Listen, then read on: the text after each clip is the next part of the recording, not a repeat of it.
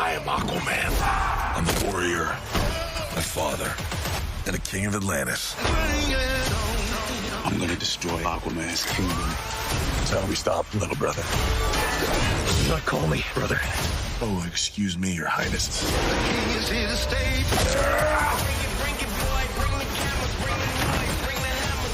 You know how to ride one of these? Are you kidding? Come on!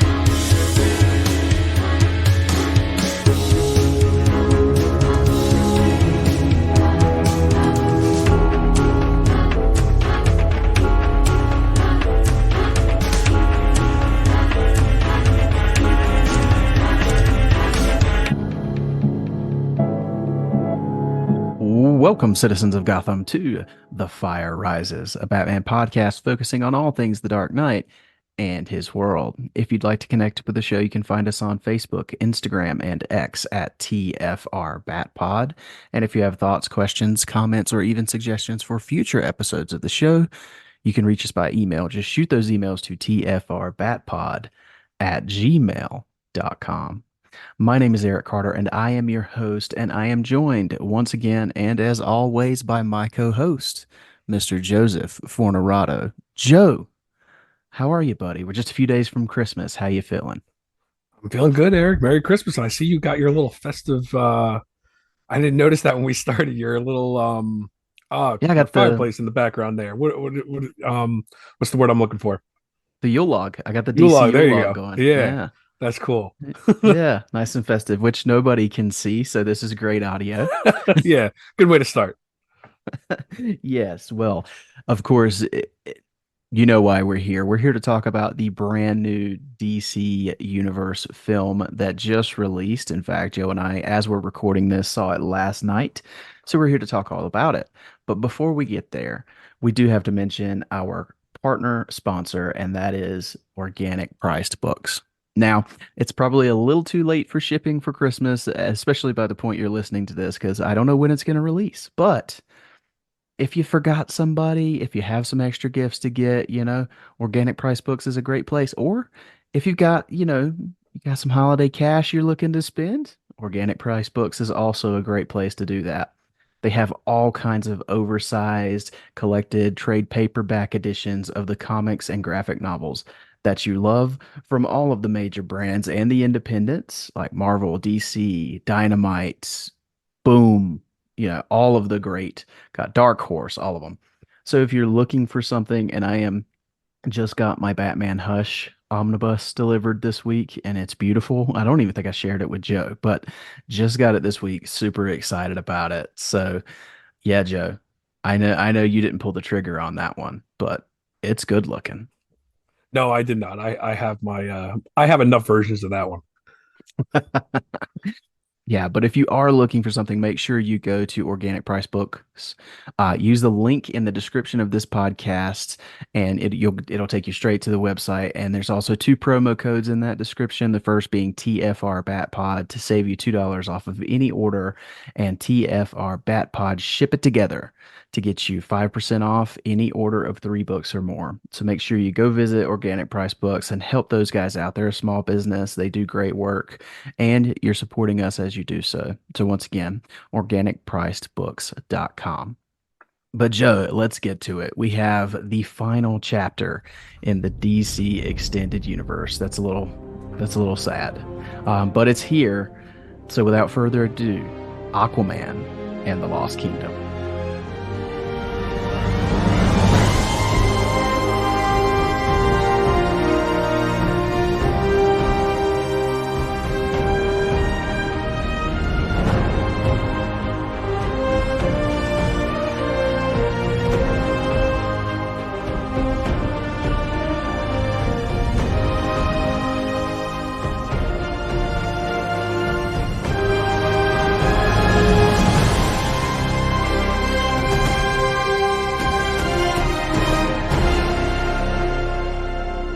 Okay, Joe. So this movie just released, of course, directed by James Wan, starring Jason Momoa, Patrick Wilson, Yahya Abdul-Mateen III.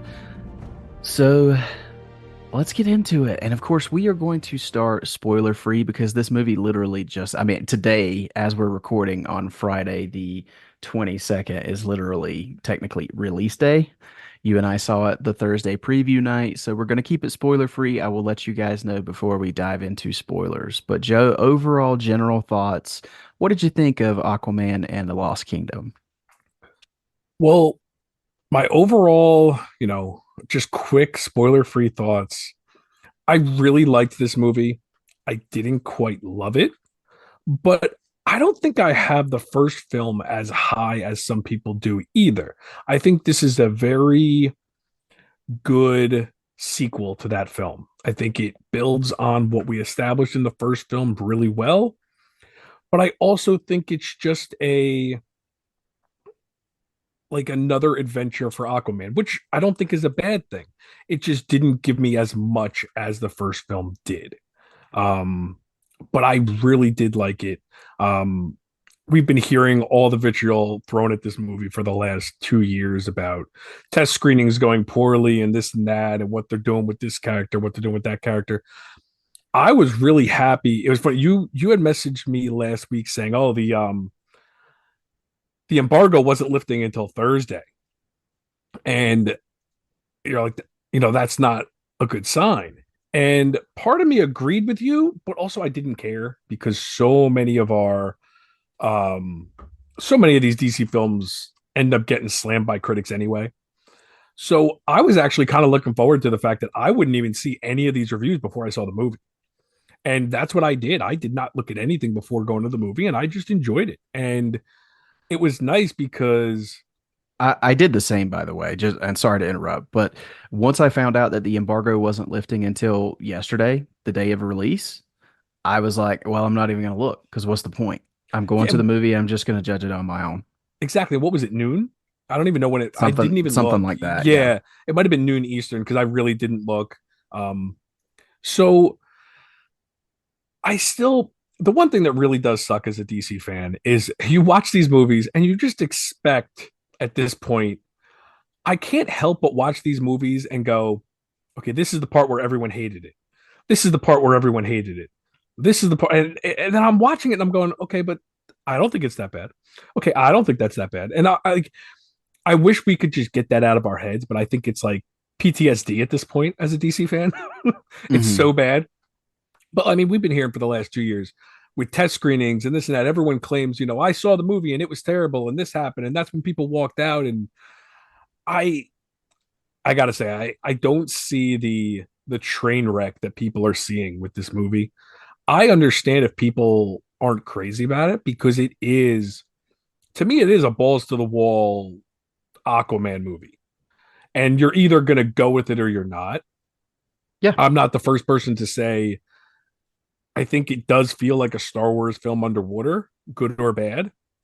And I'll leave it at that for now and let you talk spoiler free because I have a lot to say once we get into spoilers. And even though I don't think this is it's not a groundbreaking plot or anything like that. It's pretty by the numbers, but I still think there is a lot of fun that maybe because I didn't watch a lot of the trailers, that a lot of stuff didn't go the way I expected. So I'll talk about more of that once we get over the spoiler wall. Sure. Well, just to start, there are a lot of things that I really, really love about Aquaman and Lost Kingdom.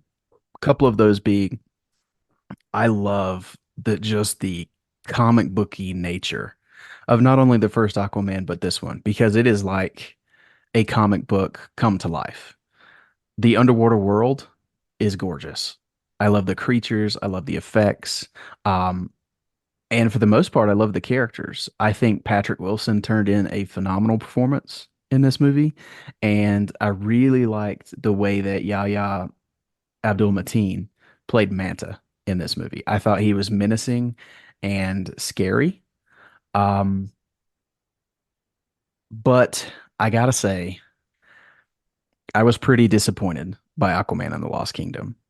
Um, I think the biggest gripe, and you've heard me say this before, if I can't get with the main character in his own movie or her own movie, it just it's a letdown for me. And I felt honestly very much the same way watching this movie as I did uh Thor God and Thunder. The main character annoyed me. And I did it. Jason Momoa, and I told you because just to preface this, I had a really bad experience at the movie theaters last Yeah, night. which definitely does not help. And this is No. where our podcast is going to end because I told Eric I'm never doing a podcast with someone that's as negative as him. And no, I'm just kidding. But it's funny. And I just to correct you, Thor: Love and Thunder. I know we don't care about the Marvel stuff, Oh, but Thor, yeah, yeah. Love and Thunder. But Whatever. it's funny you say that. Not to interrupt you, and it's hard because I don't want to get too much into this till we get into spoilers. I Yeah. can't even because part of me was worried that this would be kind of spoilery talk, but I can't even deny. I felt like as I was watching the beginning of this movie, I was like, this is, and I won't go as far as Thor: Love and Thunder, but I do not like Thor Ragnarok. And Right. I actually have a really hard time understanding why people love Thor Ragnarok, but hate Thor: Love and Thunder, because to me, they're the same movie. I don't, I mean, maybe it's a little dialed up in the second one or the second Taika Waititi film, but to me, I was already out at Thor Ragnarok. But I will say with this movie, I did get those vibes, but all I kept thinking was, okay, I see what they're doing, but to me, this is done better. And I don't know if that's my DC bias, which I will fully admit that has to have some effect, but I just felt like it wasn't as in your face. And most people love Thor Ragnarok. So to me, it didn't to me go as far as what most people think Thor Love and Thunder did. But I'll let you continue. I just wanted to say that because I can't, even though I did like the film more than you, I can't Mhm. deny that didn't cross my mind while I was watching. Well, and the issue for me is there's moments, and these are in the trailers, and it's not spoilery. There's moments of Aquaman where he's being Aquaman, and I love it. It's Mm, like that's what I want. Like when he's conversing as a king, when he's mm, talking to people as a king, or even the quieter moments in his home on land with his baby. There are moments like that that I like, and then it's like a complete tonal shift to this. It's like there were a few goofy Jason Momoa moments in the first movie, but mm. it's like he got to this movie and it's just cranked up to 11. Yeah. And there were just moments in this movie that I wanted him to shut up, to be honest.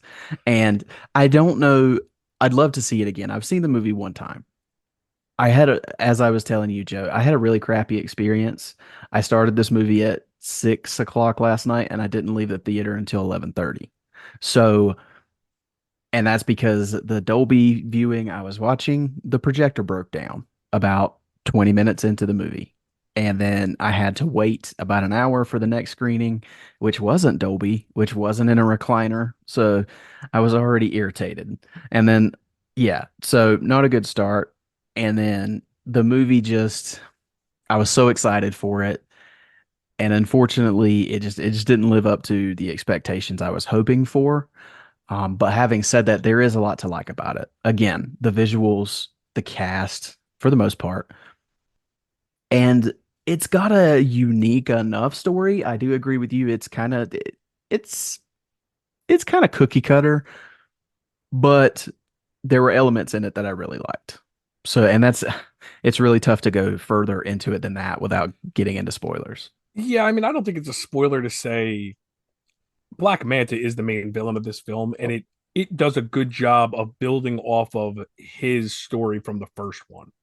And even to like again, I understand where you're coming from with the Jason Momoa stuff, but I will say, even even not hating it, or I don't want to put words in your mouth. I don't think you hated him in this movie, No, I don't hate it.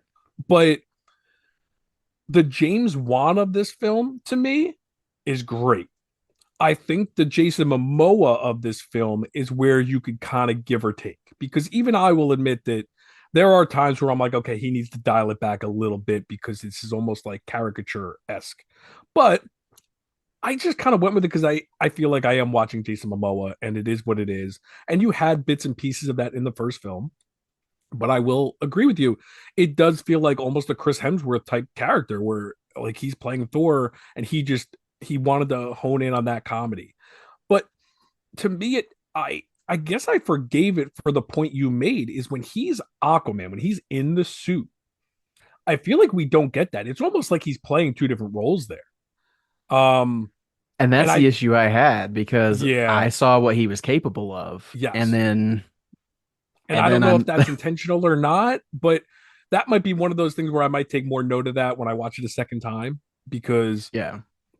but yeah, it's just a taste thing and I get it. I just kind of went with it more because I think I expected it and it sets the tone very early. It's not to me it worked because the serious moments were still serious to me. The humorous moments stayed humorous for the time they needed to be and it was Mhm. consistent throughout the movie in my opinion. It wasn't like it wasn't like the beginning of the movie was this humorous thing and then the end of the movie was too serious and so I don't think it jumped back around. I don't know, it's tough to say. And I will say the pace of this movie, I actually appreciated the pace of this movie. It's quick. um It is. I will say it has a more focused pace than the first one, I think. yeah, and I like the pace of the first one because I think it does more with the emotional stuff and the character stuff, but this is a sequel. We don't need the setup that the first one has. Right. So this takes the characters, you're just put into the world again, and it is just a quick, fun Aquaman adventure. And I Yeah, liked that for a sequel because it has a different feel than the first one. And I think that's what we want in a sequel, but it still just feels like another adventure for Aquaman. it does. And just to be clear, I mean, of course, Joe and I, you and I both, we have a DC bias. But as I was on the way home last night, I was really thinking because the whole time through this movie, I felt like I was trying to make myself like this movie more than I was, if that Mhm. makes sense. And it's Yeah, I because of think the we've D all been there. yeah, and it's because of the DC of it all. Because as I was on the way home, I was thinking, okay, what would I say about this if it had the Marvel logo on it? And I just have to be completely Yep. honest in that way. And So, that's a very good point. And me personally, I won't do that. I admit I give this movie way more leeway because it's a DC movie. And I did the opposite of what you just said. I actually took it and said, I don't like Thor Ragnarok, but for some reason everyone else does. So why the heck are people going to slam this one when it is kind of the same movie as far as tone goes? To me, I enjoyed this more. I get And it. I admit that's my bias. I completely admit that's my bias. And I don't want to make this a Marvel DC thing, but this does feel like a Marvel movie. And I think It that's what does. I mean, this has bothered me for the last 10 years. Whenever Marvel does a cookie cutter movie, everyone praises it. Whenever DC does a cookie cutter comedy, everyone kills it.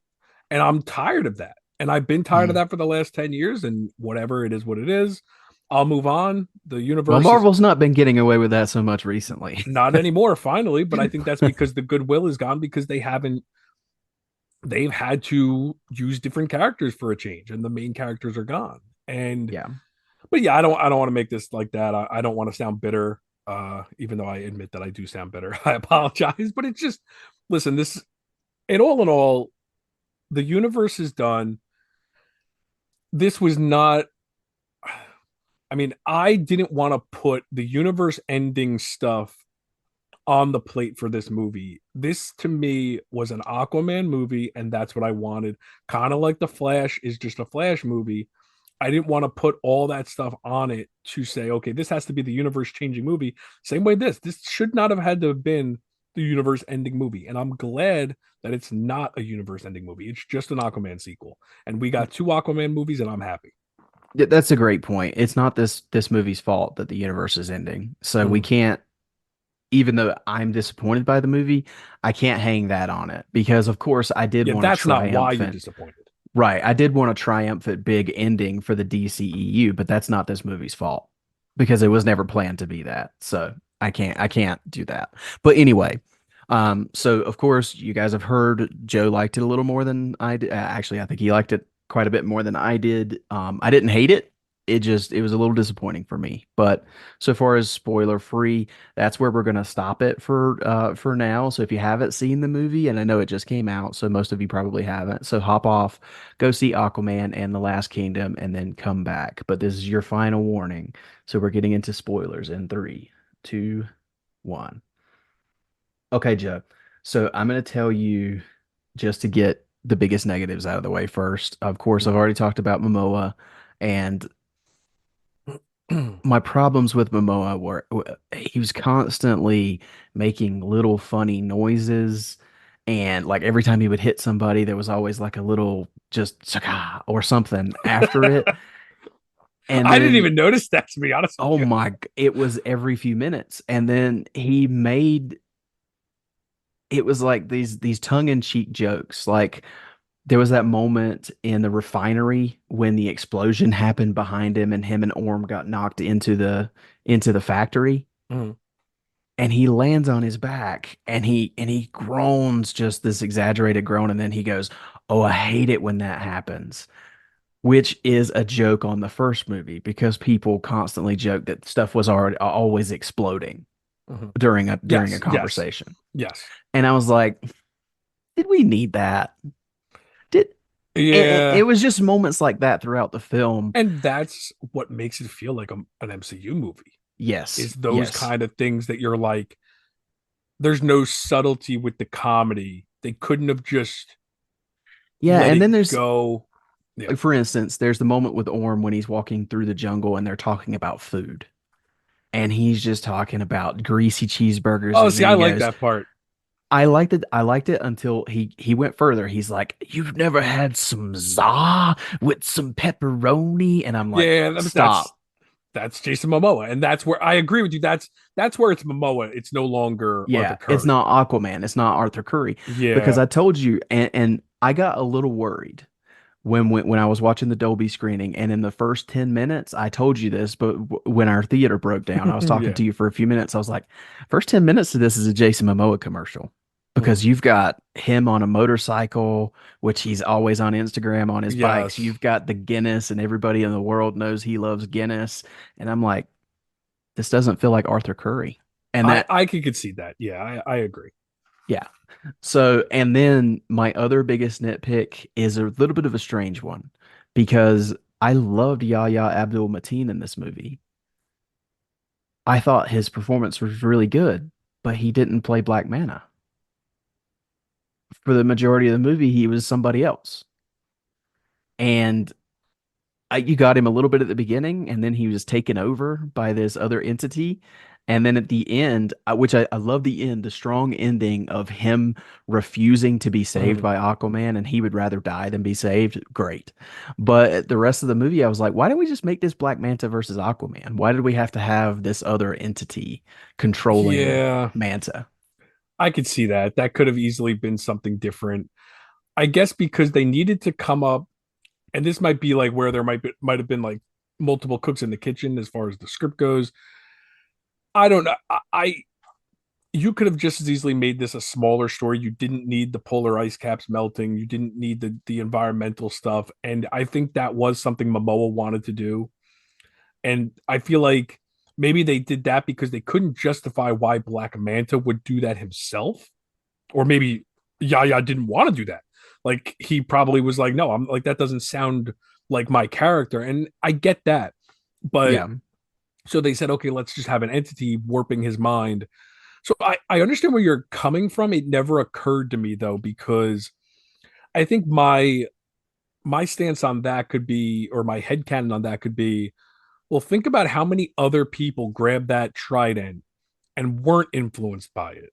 So you could argue that like the Joker, he just needed a little push, and so he was already this evil guy. It didn't take much to push him over the edge, so he was still channeling his own demons while being influenced by them. It just kind of gave him a little nudge. Well, and I had a couple beside me last night as we were watching the movie. And That's at the impossible. There was nobody in the theater watching this movie. I actually had several people in No, my I know, but theaters. come on, it's a DC movie opening now, and There's nobody that's there. impossible. There's nobody at any of these So the screenings. so the moment near the end, and we're not going by any beat by beat. So I'm sorry if you're lost, but you should have watched the movie before you got into spoilers. There's that part close to the end where and I can't remember the king's name, the Dark King. But he had almost fully taken over Manta. Mhm. And he's talking through Manta as there's this Necron? fight between Necron. There you go. Yeah. Thank you. Between Necron, there's this fight between Manta, who is Necron at this point, and Aquaman. And he's got Aquaman down on the ground, and he's talking about. He said something like, you're not fit to wear my brother's armor," and Yeah, so things it's like clearly that. not Black Manta at that point. And the lady beside me was so confused. She's like, Who's Black Manta's she's brother? she said, "Who's Black Manta's brother?" I thought he killed his dad. And I'm like, because for it took me a second to realize, oh, this is Necron talking through Manta. Yeah, I And think I was like, I didn't have that's a an problem with that interesting at all. choice. I didn't have an issue with that. I really didn't because I think it's supposed to take you a second. I think that's the point. Is Yeah, yeah, no. I think that was the intention, but sitting beside, yeah, I guess it tainted it a little bit because I'm sitting beside a general audience yeah, member who is completely lost. yeah, So, um, but yeah, but like I said, on the flip side of that, the way that Yaya played the role, I thought he's one of the best villains I've seen in a while. yeah, yeah. I loved him, So, and I'm glad we got as much of him as we did because I was worried he was going to be the setup for Necron. mm, So I'm glad that he we did get the final battle with Necron, which was pretty quick, but Black Manta is the main villain of this. And I will also say it's funny. They avoided, I'm sorry to make these Marvel comparisons, I really am. They avoided, in my opinion, an MCU. It would have been a blatant MCU joke or an MCU like joke. When Necron comes out of his spell and goes, yes, I'm finally free. And then the trident goes to hit him. I was like, oh, are they just going to kill him instantly and it's going to be a punchline and we never even get to see Necron?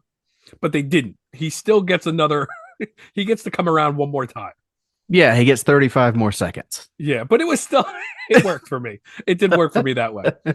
But I enjoyed, I thought that was one of the greatest shots of the movie is the trident going through the other trident. I thought that was so cool. A great, It was I a think good shot. The issue is I just don't think Necron was necessary. no, and I can't disagree with that. I can't. It's just it's a MacGuffin. Necron is the MacGuffin of this movie. Yeah. It's to find a way to tie the motivations of Black Manta into something that Black Manta shouldn't be motivated to do, I guess. And I understand what you're saying is they didn't need to do that.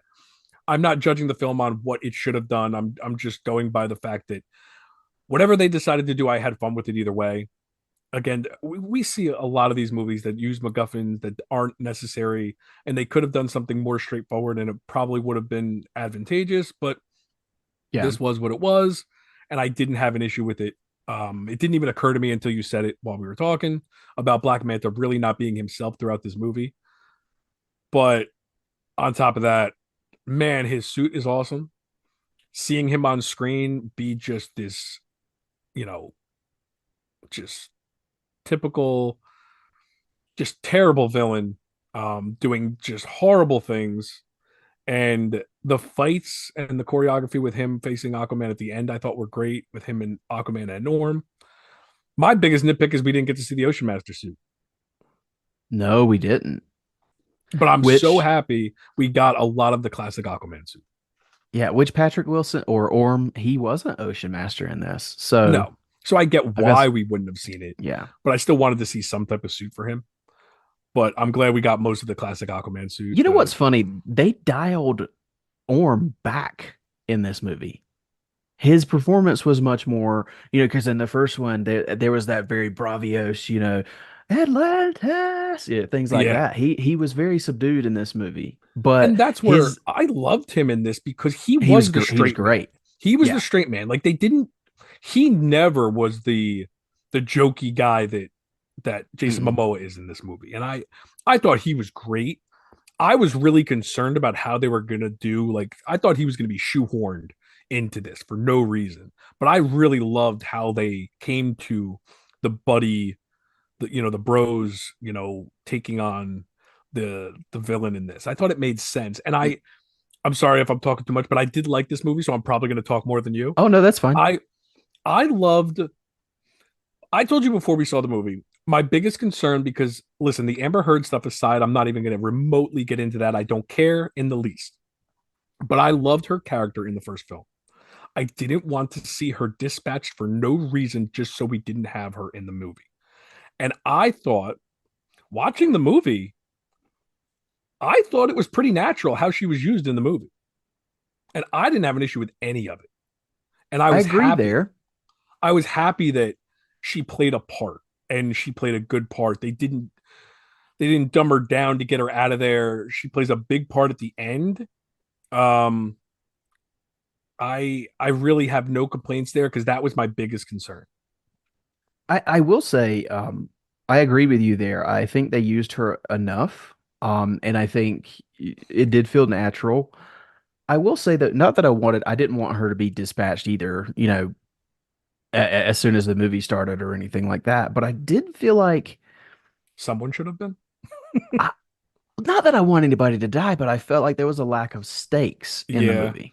I really thought the father was going to die. I did too. And I love Tom Curry. And I really like the performance by um oh gosh, now I'm blanking on his name. Morrison, Tamara Morrison. Yeah. I think he's great playing his dad. But when that moment happened, when Black Manta attacks the house and kidnaps Junior, Yeah. Arthur and Mara's baby, when he stabbed Tom, I thought that was it. Yeah. I thought it was too, because he even said, I'm gonna leave you alive long enough for Aquaman to see you die. And I was like, okay. Oh, I thought he said, I'm going to leave you alive to see him die. Well, that's I thought he said for him to see you die. Okay. I took it the other way where he wanted to leave Tom alive so he could see the baby or Arthur die. So I took it the other way, that Okay. he wanted Aquaman to watch him die, which I thought that's what was going to happen. Yeah. And That I makes more thought it sense than what I took. and I thought it was going to be that moment, that big shift in the movie Mhm. where Arthur goes from, okay, he wasn't being serious before, and now after this, this was the time. And he did become more serious after Yes, that. I think the But final as act is really good in this, and you might disagree with me, but I think they did a perfect balance of. oh, the final act is the best part of the movie. I mean, and I also want to ask you. I don't want to jump around, so all right, we'll stay with the final act now. The balance of the baby in danger and not going too far, I thought was done really well because I was really nervous. Once they didn't kill the baby at the house, I knew the baby would probably survive, but I thought Mara was going to die, or at least Dr. Shin was going to die protecting the baby. Um, Yeah, there were a couple of moments like with Thomas Curry, and then with Mara at the end when the trident when she was running Another with the great shot. baby, Yeah. when the I thought trident she was got dead. thrown at her, I Yes. thought she was too. And then that's my only thing is I'm like, well, there's not really stakes in this movie But because here's the nobody. interesting part. I almost give them more credit for not doing it because with everything that's been going on behind the scenes, I'm surprised they didn't just kill them or kill her because Mhm. I'm shocked that they didn't do that. And I'm glad that I'm a they little didn't because surprised too. Yeah. I love her character. And it's the last movie we're getting anyway. So why bother? Let her have a good character arc in this. I actually am a little disappointed that she doesn't become queen of Atlantis by the end of this. That's what I kind of wanted because Arthur says he wasn't comfortable. And in the comics, that is what happens in at least the rebirth era. Um, I would have liked that, but I mean, it's an Aquaman movie. I get it. It's supposed to be his arc, not hers. And it would have Yeah. been weird if she gets the big arc when she's not really in the movie that much. Um, I do want to say, I think the second act, Attack on Atlantis by Black Manta and his crew, I thought that was a blast. Yeah, that was really good. And The again, action in this movie is really good. Yeah, when Aquaman is being Aquaman, because I Mhm. like it when he comes in to Yeah. save the day, and when Yes. he's being Aquaman, it's great because it takes me right back to the first movie, and I love James Wan does many things wonderfully. He's a great director, but he's great with visuals. Mhm. This movie just amazing to look at, and he's great with action and the fight scenes because especially it's I can't imagine how hard it is to pull off this certain look that you have with people fighting underwater. And each fight with Aquaman and Black Manta, I thought got better and better in Yeah. this movie. Agree. Yeah, I agree. And I think the hardest part, I mean, you had such a terrible experience watching the first 10 minutes. You had a good, what, 2 hours to stew on the first 10 minutes of this movie. And the first Yeah. 10 minutes of this movie are probably the worst part with Jason Momoa annoying the crap out of you. So, Well, no, I'd actually disagree with that oh, because really? it's the jungle. That whole jungle Oh, so, sequence okay. going into the refinery, that was the Yeah. to me that was that middle section of the movie that just Mhm. I was like, I don't know if I can take it. And yeah, once we got to when he suited up again as Aquaman, I Mhm. was down. But that middle section with him and Orm, and the problem was I liked Orm more than I did Aquaman. Yeah. Oh, so So what was your thought when Orm smiled at what's Mara's King father's name? Nereus, Yes. I was like, oh no, don't do that. That kind of ruins the whole arc of him. And then when he does save him, I actually felt like the smile makes no sense. I saw it coming. I thought they were doing a bait and switch. But it and that's like one of my nitpicks. It's almost like the bait and switch is there for the bait and switch, but it doesn't make sense. Kind of like how the bait, like the joke in the first Aquaman of the bikers coming up and acting all scary and blah blah blah, and then they just start smiling and laughing. It's done for the punchline or for the exclamation point in this case. Yeah. Where like, why is he giving him a sinister smile if he's going to save him? Is that his way of saying, yeah, that's right, you need me now? I'm still not redeemed completely, but I'm going to make the right decision. I don't know, but I thought it was unnecessary when we were about to do the same thing in 5 minutes Mhm. because he gets the dark trident Yeah. and there's that, that moment where, oh crap, here comes Ocean Master. Yeah. But it doesn't Well, happen. I like him saving King Nereus. I do. It was the I do smile that too. was It's the like, smile. Yeah. yeah, I don't need that. But I really did like him saving King Nereus. And I like the moment afterwards where earlier in the film, he would not give Orm a gun yeah. because Mhm. he clearly doesn't trust Orm after Nope. the events of the first movie. And then As he after he should. saves his, yeah. And then I after he liked it. saves his life, he gives him the gun. I like Yeah, like that. I think the character stuff in this movie is really strong. I think all I it stinks because I can understand where you're coming from. Is that um that what do you call it? Now I'm drawing a blank here now. Um, I think when Jason Momoa is your least favorite part of the movie, it's hard to feel anything but let down by the movie. Yeah. And I think we have What the hell are you someone guys talking crashing the about? show. What the hell are you talking about? What's going on? What's up, Andy? What are you guys doing? And welcome to The Fire Rises, Andy DeGenova. Hi, Andy. Hey, what's up? What are we talking about today? We're talking about Oh, some fire. I see some fire behind you there, buddy. yeah, you like that? I'm feeling festive today. It's very festive. So hey, happy holidays, Merry Christmas. Merry Merry Christmas. I Christmas got to you. I got accidentally invited to the party, and I was just like, I'll show up. I don't care. Maybe there'll be appetizers. I like food. I like snacks. Well, we're talking about a little Aquaman. A little Aquaman. It's a lot of Aquaman. It was a lot of There's Aquaman. a lot of Aquaman. Yeah, cool. Well, who even cares about that movie? DCEU's dead. Doesn't even Eh, matter. Why even bother? well, thank you for joining us to spread a little positivity and joy. You know, everything DC does is trash. Even when it's good, it's trash. Who even Well, cares? that's Hey, what the I best part is hear. we got really cool cups, and I saw you got a popcorn tin I also. did. I got the best collectibles. I'm going to be using them every day for the rest of my life. I'm going to only drink out of that cup. It is a That really cup's nice got cup. swag. It is. I was scared to put it in the cup holder in the chair last night because I thought I was going to scuff it. I didn't actually use it for my drink because it was too pretty. Mm. And same Nice. with the bucket. Well, it looks good. Yeah, it does. It does. So yeah, how's it going? I'm just gonna It's going good. come in, throw a wrench in the works, and then peace out. Well, we are in our over the spoiler wall section. Oh, so we're you're doing the full on review today. we are, yeah. Yeah, we've talked spoiler free already, so we're kind of diving deep into it now. Eric hated it. Spoiler alert, Eric hated the movie. Ew.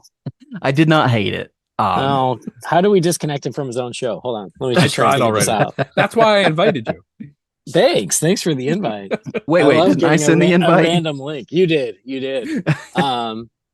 Yeah. Well, I'll tell you the spoiler free reaction for the Holy Batcast is already out.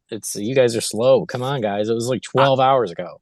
I listened to that. The first half. I listened to the first half this morning, and then Joe was rushing me to get on and record. So that's why I accidentally sent the invite in the wrong chat. Hey, you know how it is, Andy. My kids were somehow out of the house this morning, and I said, Eric, I'm available right now. Shit, it's quiet right now. Yeah. Yeah. Like, what is going on? So I was like, all right, if we got a window, let's take it. I feel you. That's great. Well, yeah. So I know that Joe and I see eye to eye. Eric, did you like it? I liked it. I was disappointed by it though. Oh, boo, bummer. Well, and I was telling Joe, and I'll just real quick, the truncated version. When I think part of it was to do with just I didn't have a good experience at the theater to begin with. And then Momoa was a little much for me this time around. I just felt like he was like, there was a few goofy moments. They did seem to just kind of let him do his thing, right? Mm-hmm. Like it was just like, okay, just be Momoa and it'll be all good. So no, I can see that. Yeah, and it just like I really enjoyed Orm, and I thought Black Manta was great, or Yaya as Black Manta, but I felt like I enjoyed the other characters more than I did Aquaman in his own movie. Huh? Interesting. All right. Fair enough. Yeah. Okay. But it was beautiful to look at. It was epic. They did not skimp on the spectacle, on the action, on the world building, on the creatures. All that shit was A+. Yeah, I agree. As far as a big, beautiful superhero thrill ride for the holidays, in my opinion, it delivers. Well, there you go. You got a little Holy Batcast tease on the Fire Rises. See, that'll teach you. That'll teach you to see who to send links to random people because you'd about to show up. I don't care. Anyway, I'm sorry. Sorry for completely derailing your conversation. I just couldn't help it. I had a minute here at work, and I was like, I'm gonna call, see what those guys are up to, and I hope you guys are having fun. Happy holidays, Merry Christmas, Happy Aquaman weekend. I'm glad you enjoyed it. Hopefully you'll enjoy it more on future viewings, but I had a blast with it for what it's worth. And for anybody who wants to hear it in more detail, check out Holy Batcast, Absolutely. I know my co-host for the spoiler free one is cuter than all of us. So very true. Yeah, we can't compare with that. We can't compete with that. That's for sure. All right. You guys have a blast. Sorry for crashing, but love you guys. Have an awesome time. And I look forward to listening to this on the flip side. Merry Christmas, buddy. Merry Christmas. All right, bye. Bye. So yeah, a little cameo from Andy DeGenova. How about that, Joe? That was fun. So full disclosure, what happened was we were kind of rushing to record, and Eric accidentally sent the invite on our group chat with Andy and Brendan instead of just sending it to me. So Andy was like, "Oh, I'm definitely crashing that." So and I thought he was joking, fun. But yeah, not so much. Yeah. At work too, which is even better. Yeah, I love that. Where were we? So I was talking about I want to say we were talking about how like Aquaman wasn't the best part of the movie for you and how it's hard to come back from that. Is that where we were? Yeah, I mean, I guess so. You remember when we talked about the Beware the Batman. Mm-hmm. And I said that's the problem I had with that show was Batman was my least favorite part of this Batman show. Yeah. That's kind of how I felt about this movie. Like Aquaman was my least favorite part of this Aquaman movie. So that just, that brings it down a notch for me, where I Yeah. can't say I love it. It's tough.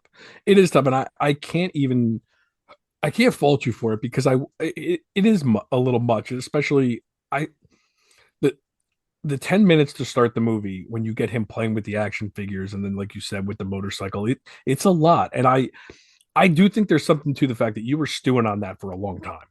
And Yeah. I understand that you didn't like the second act with him and Orm, but I personally didn't feel like it was as bad as the beginning because Orm is there as the straight man. I think it worked well. I mean, granted, listen, I don't think all the Well, humor works in that scene. I think the Um, different dynamic though is when he's doing that stuff at the beginning, he's being a dad with his baby. yeah, Like when he's playing with the action figures and stuff. And then there's a little over the top Momoa there. But I can see it because it's a dad with his baby. But when mhm, he's acting the very same way when he's talking to a grown man, I'm like, yeah. eh. Well, I did like when they're having the conversation in the ship, and he says something about, "Sorry, I used my humor to mask my insecurities or my whatever." I think that is their way of kind of justifying it, Maybe. where they're having that But conversation. but But when your yeah, humor's not funny, yeah. Listen, I'm just trying to play yeah, devil's and I'm advocate not there. trying to make you dislike it Yeah, at no, all. no, no, I'm no. just It's explaining my honest feelings with it. yeah.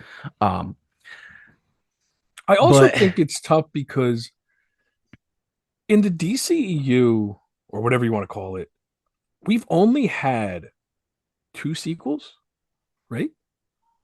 Technically, BVS is a sequel to Man of Steel, well, Wonder Woman but 84, Wonder Woman Shazam, 84. Fury Oh, of the Shazam. I'm Gods, sorry. I forgot about Shazam. and the Flash, And Fury of the then Gods. Oh, no, Shazam, no, Fury no, of the flat. Gods. Gosh, And it's then early. Aquaman. And then Aquaman. So Yeah. this is only the third sequel in the DCEU. And I think it's an issue because we don't I think the first film is always going to be the one that I go to if I want to watch a Shazam movie or an Aquaman movie or a Wonder Woman movie. Mhm. And I'm not trying to even compare the sequels to each other. It's just making a sequel isn't easy.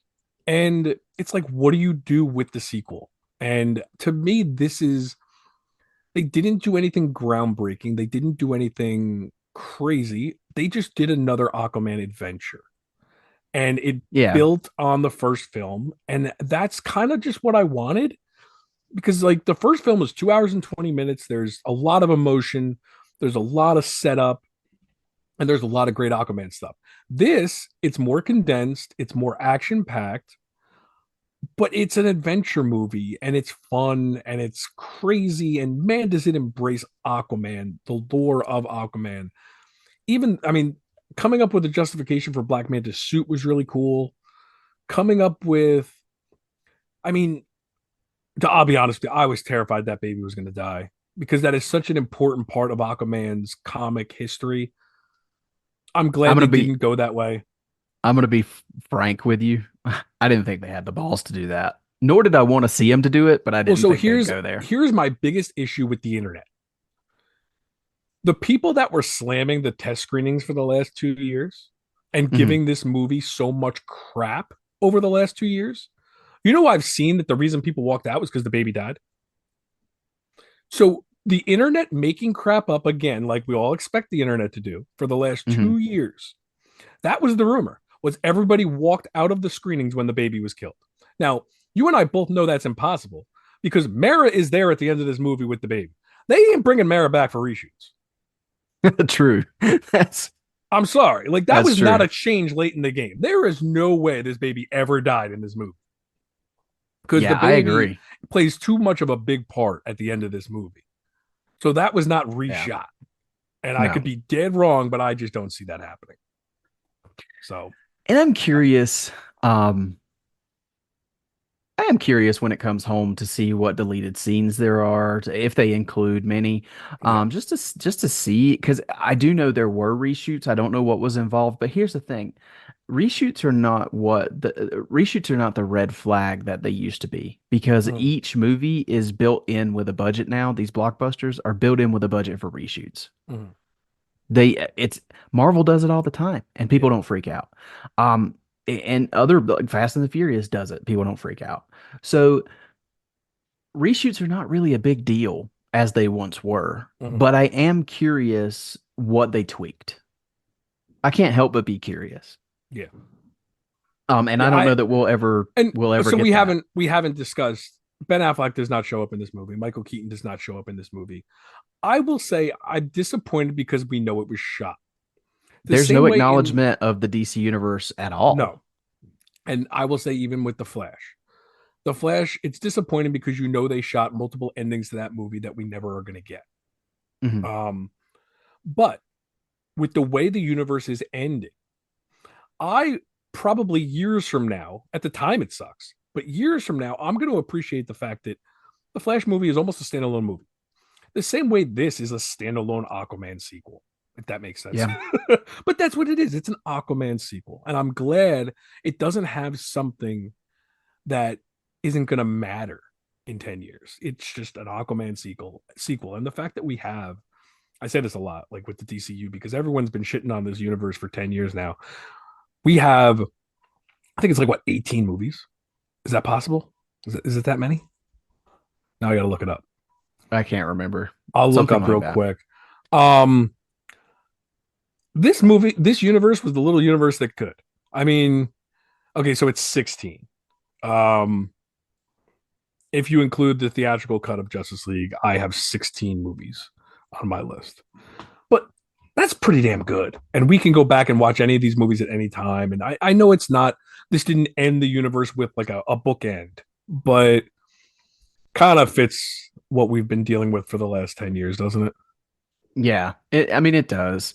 The vitriol is par for the course for this universe. Yeah. And I And you're really just hope adding to it at this point. You're part of the problem now. hey, I gotta be honest. I No, can't. no, I I'm just can't messing lie with you. about it. I told you I don't love this movie. I think I wanted something more, but I have a tendency to just kind of go with it, and I've almost accepted it's a sequel that I know I was gonna like the first one better. There aren't many Dark Knights where like the sequel is just that much better than the first one. And listen, I still love Batman Begins. I'm not even saying we all have that debate where we don't know which one is better, but the Dark Knight is the one that the pop culture accepts as the best one, and that's rare. This to me, like, it just built on the Aquaman lore so much, and I appreciate that more than if I wanted something groundbreaking as far as changing the world or changing what we see in comic book movies in general. I love that this was like, no, we're just gonna make a crazy Aquaman sequel and bring everyone back. I was William Dafoe dying off screen kind of sucked, but that really sucked. Volko, but they had to make a reason for why he wasn't there. Knowing it's not going anywhere, it is what it is. Yeah.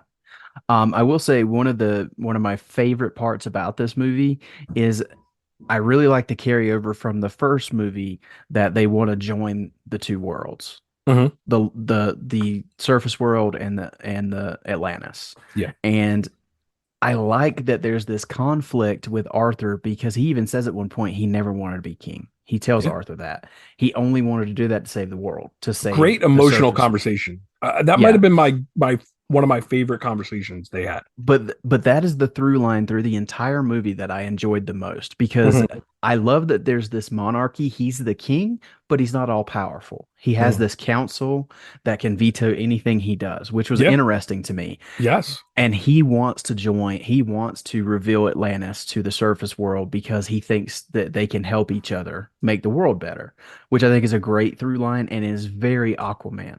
I mean, that's Aquaman to a T. And then they don't agree with him throughout the movie. And then at the end, he gets this very Justice League animated series feeling speech in front of these people on land, and he's revealing Atlantis. And then, of course, he has to ruin it at the very end, being Momoa. But so go into that because I can't fault anyone that hates that. The I am Aquaman thing. He is. I mean, how could anyone? Well, it's this. I would love. I would deep, love to serious. try to defend it. I would love to Yeah. try to defend this and say, how could you say that's just like Iron Man? Other characters have said it. It's almost like we're like tone for tone. He's saying, I am Aquaman, just like Robert Downey Jr. saying, I am Iron Man. Well, and that wasn't my problem. The problem was you've given this deep emotional speech, and it kind of resembles the end of the first movie when he said, "I'm of the sea, I'm of the land, I am Aquaman," and it's very serious and it's very well done. Yeah, and he's just given this deep emotional, very kingly speech, and then I am Aquaman. Wow, and I'm like, he becomes rock star Jason Momoa, and it's the only time in the movie that he's like that in the suit. Yeah. Which is, and it's kind of a shame because I wish a more subdued take of him just saying, I am the Aquaman, I think would have been really cool. Yeah. But because it sounded great when he said it at the end of the first movie. Yeah. And it gives you that big swelling score. Maybe that's why they didn't want to do it that way, because it was the same as the first one and they wanted to do something different, or it's just Momoa being Momoa. And I don't know. I will say, probably unpopular, I love the gag with the roach and Patrick and Orm eating the burger. I thought that was a really nice touch. It was one of the few chuckles I got in the movie, because I do like that Arthur is taking advantage of his brother in this scene in the jungle, because he doesn't know about land food, and they have this contentious relationship anyway, and he gets him to eat a roach. I thought that was funny, and then I liked it at the end because he actually likes the roach and adds it to his burger. I thought that was good. That made me chuckle, but I will say, is one of the few moments in the movie that made me chuckle. So and it's funny. I don't think anything. That's a good point. I don't know if the humor ever made me laugh, other than that stuff with Orm, because I think some of the stuff with Orm was good, but I more tolerated the humor than enjoyed it. Like, it didn't bother me, but it was more like Snickers than it was actually laughing. Other than a few things that I'm not remembering right now, I do remember laughing a couple times at stuff. The roach thing was very funny to me, and I like the payoff. Yeah, Topo's when great. He says Topo opened the door or whatever, and I think Orm's reaction to him like using Topo was fun. Yeah, the cephalopod. Yeah, I thought that was funny. Well, I chuckled. But yeah, I like Topo in the movie. We didn't get to see him play a musical instrument this time, though. Yeah, they did talk about it. They talked about it. I think. What's his seahorse's name? What's the? I can never remember the seahorse's name, but he was cool. He was cool, but I thought we were going to see more of him than so we did. So did I. Just because we've seen so many toys and things like that. So, I will say, like, I think some of us were worried that we were going to get more of that blue suit than we got. I love that it was just for the one scene. It made sense for the movie, and he went right back in the classic suit. That was a big win for me. Yes. What they used it for made sense in the movie, and then they went right back to the classic suit, which I really liked. And the classic suit looked gorgeous in this. I mean, the colors on that thing are bright, and you didn't see it in IMAX, so you saw it in a regular theater, so it might not have popped as much for you. But I didn't see the stealth suit in Dolby because it cut out before that, so I saw it on a standard. I mean screen. the classic suit in the IMAX. Oh yeah, beautiful. Yeah, I saw it because it was at the very beginning when he's fighting the pirates. Okay, so I saw it in Dolby. Anything else like that? I'm trying to think of. I'm glad we saw as much of Nicole Kidman as we did in this movie. I wasn't expecting as much of her, and her and Mara got some badass stuff to do in that battle. And that battle was really underrated. I think it's hard to say underrated because nobody's really talking right now, but like. I'm so glad I didn't watch any trailers after the first one. I kind of avoided everything. And like that was a really cool action scene. And they really just went for it with a lot of that stuff. And I loved seeing her be just a badass protecting Atlantis and Mara being involved. Again, my biggest fear was someone was going to get dispatched unceremoniously. And that didn't happen. I understand where you're coming from. Was you felt there should have been stakes where someone should have died to create some type of turmoil. I think I was okay with it because I like these characters. I didn't want to see them die. But I think if the natural person to die was the father, was Thomas Curry, because of the conversation he has with Arthur in the beginning of the movie, Mm, that kind of set him up to die. it It kind of did. reminded me of the Blue Beetle conversation with his father. I was going to say the same thing, and that's Yeah. where I felt like they were going, which I guess Yes. I give them credit for not copy and pasting Blue Beetle. Mhm. But then again, we have at this point we have so much familiarity Yeah. with Aquaman's dad that I just felt like it would have been very impactful. Not that Yeah. I want that, I love that character. Not Yeah. that I want him to die, but I just felt like the stakes would have been higher Yeah. had he died. Did Black Manta kill Thomas Curry in the comics? I've heard that. In I think certain, so. I mean, I feel like everyone, like, there's got to be some iteration where that happens, and then they probably bring him back at different times. And Yeah. but yeah, I mean, I think I'm pretty. I'm trying to think of anything else that I need to touch on. I think I'm pretty good with all that. I like the action. I've said that numerous times. I loved Yaya as Black Manta. Dr. Stephen Shin, I thought was really well done in this. We haven't He really talked was. much about him. I thought the actor, is it Brad Park? I think so, yeah. Did a great job. I like his turmoil of not knowing what to do and put yourself in that situation. I think we're all pretty similar to how he acts in that movie, where like you don't know what to do, you don't know how to act because you don't want to die, but at the end of the day, you still have to make the right call and make the right decision. I liked the way he saved the baby. Yes, I liked his arc because at the end of the Yes, day, he didn't want to hurt any of these people. He just wanted to yes, see Atlantis. yes. And That's all he honestly, wanted.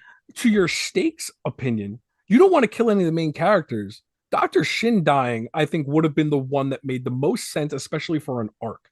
He dies saving the baby, or he dies after he sees Atlantis. That completes his arc, right? He didn't die, correct?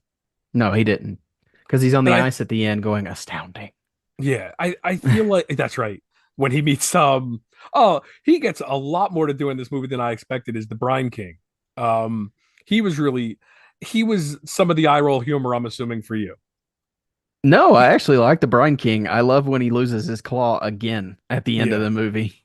So yeah, I really liked him, which I'm a oh gosh, and now his name is escaping me. who's that? John Rhys Davies. Oh, He he does the he's the voice. Brine King. Yeah. Okay, I didn't realize that.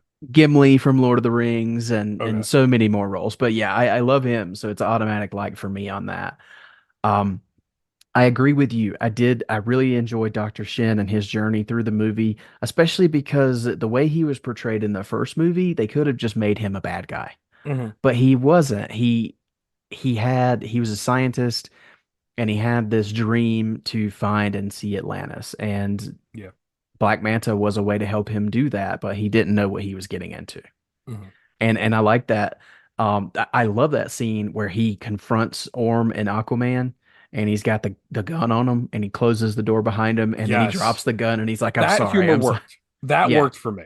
That I yeah. really liked that. I completely agree. Now, question for you, Mhm. because you have poisoned my mind, Joe. Because now every time I hear a song in a movie, I'm like, Oh, "What's Joe gonna think of this?" So, what did you Spirit in think the of the needle Sky drop? should never be played in a movie ever again. I'm sorry. I think Andy even said it one time on like when they were doing Guardians. Someone has definitely said Spirit in the Sky must be free to everyone to use because it is in every movie. And I'm sorry, that's the only one that bothered me because it's used so much. They And did it's it used twice. twice Yes. in 10 minutes. Born to be Wild, it's cliche, but whatever. Um, what else am I missing? There was another one, but I can't remember what it was. I didn't have an issue with the other one.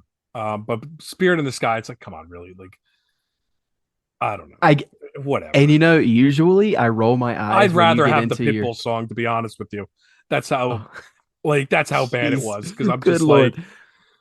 See, yeah. I I'd usually rather have roll. new and bad than cliche and annoying, if that makes See, sense.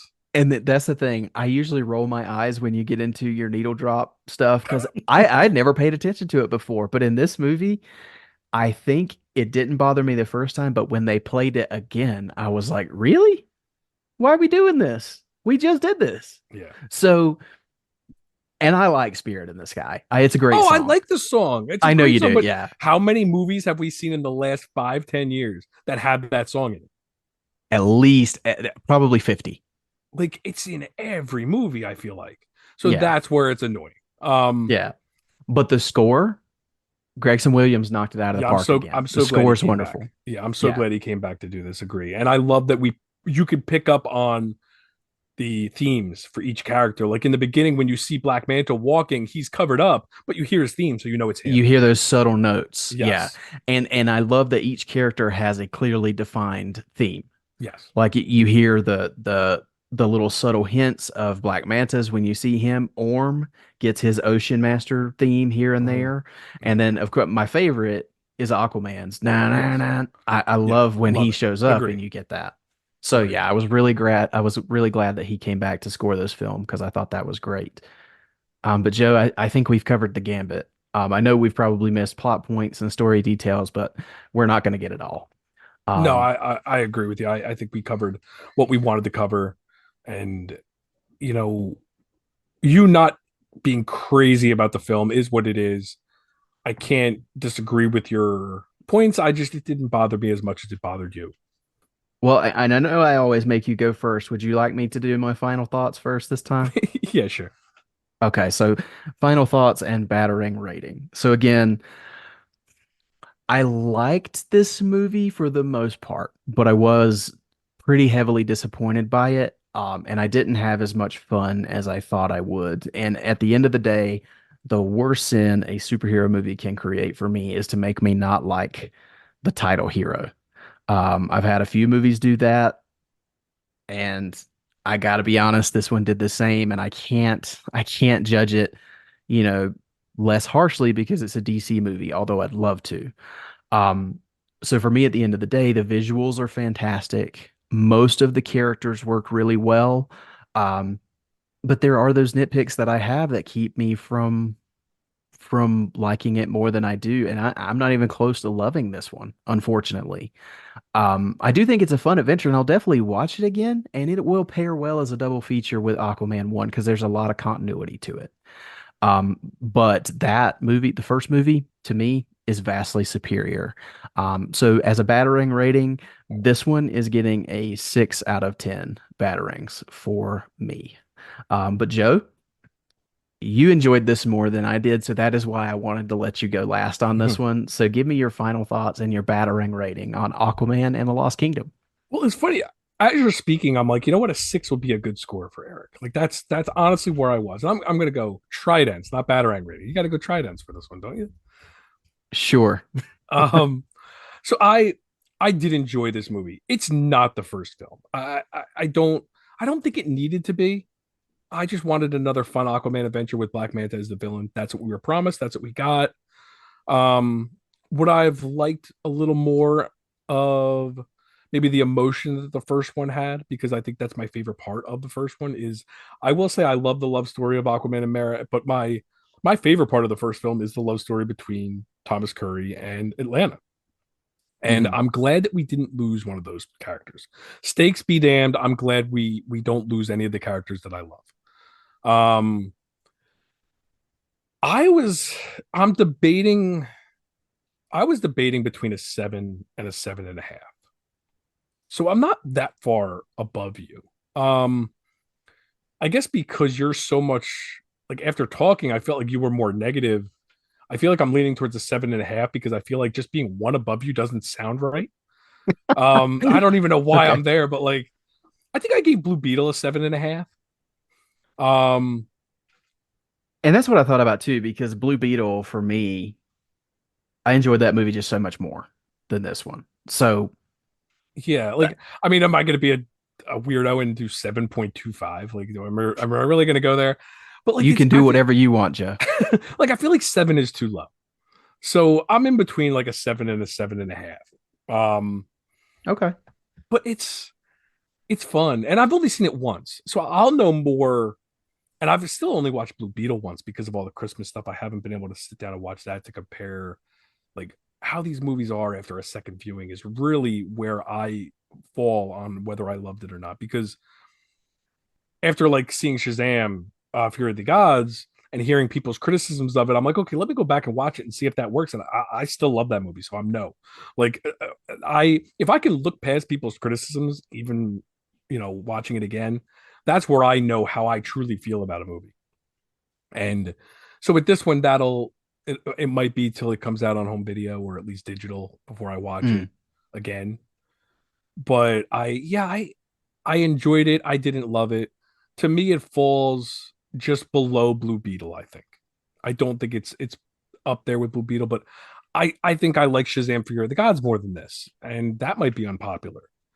So, but I like this more than like Wonder Woman 1984. It's hard. But I'll know more when I see it again.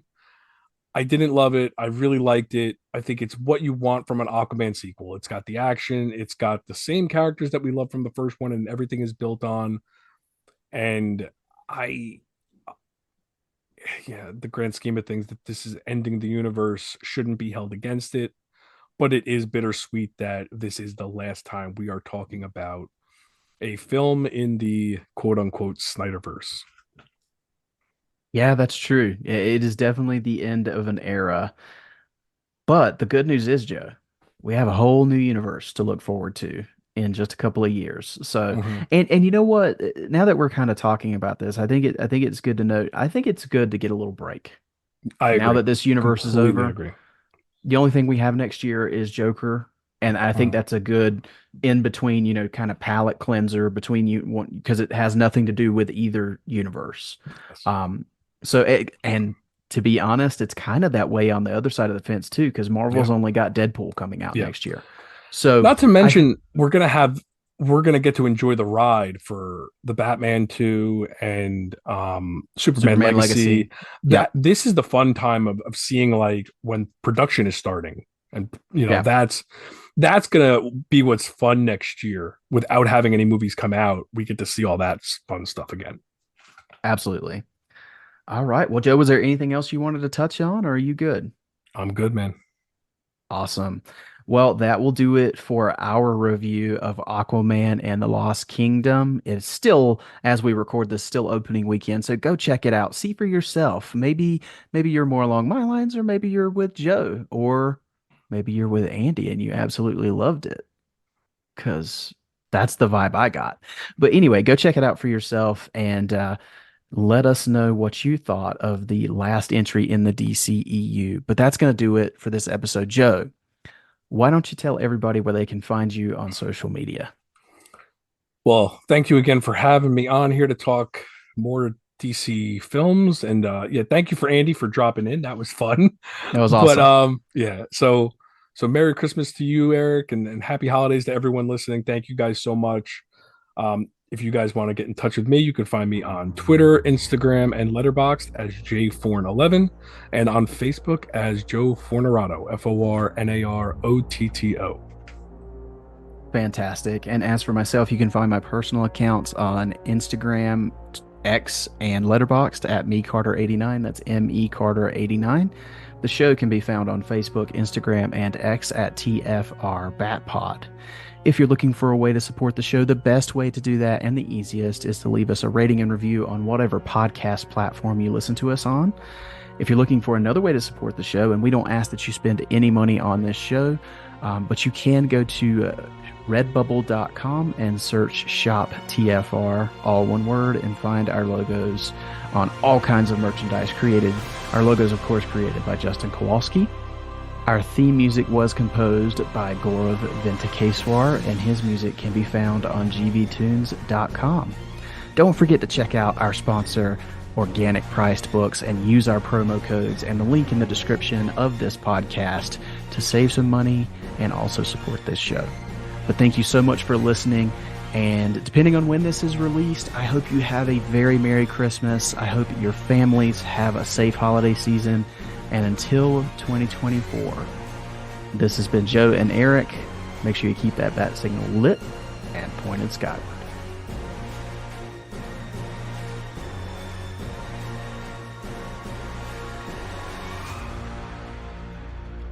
Batman was created by Bill Finger and Bob Kane, and is the sole property of Warner Bros. Discovery. The Fire Rises, a Batman podcast, is in no way associated with Warner Bros. Discovery, DC Comics, or DC Studios. The thoughts and opinions of the participants of this show are their own, and do not represent the companies that they work for. Thank you for listening. We'll see you on the next episode.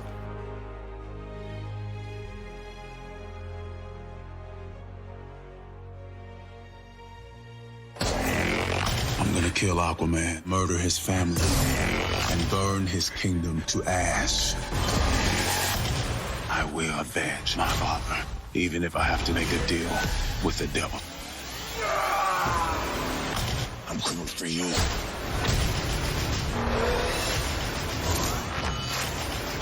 We'll pick a fight.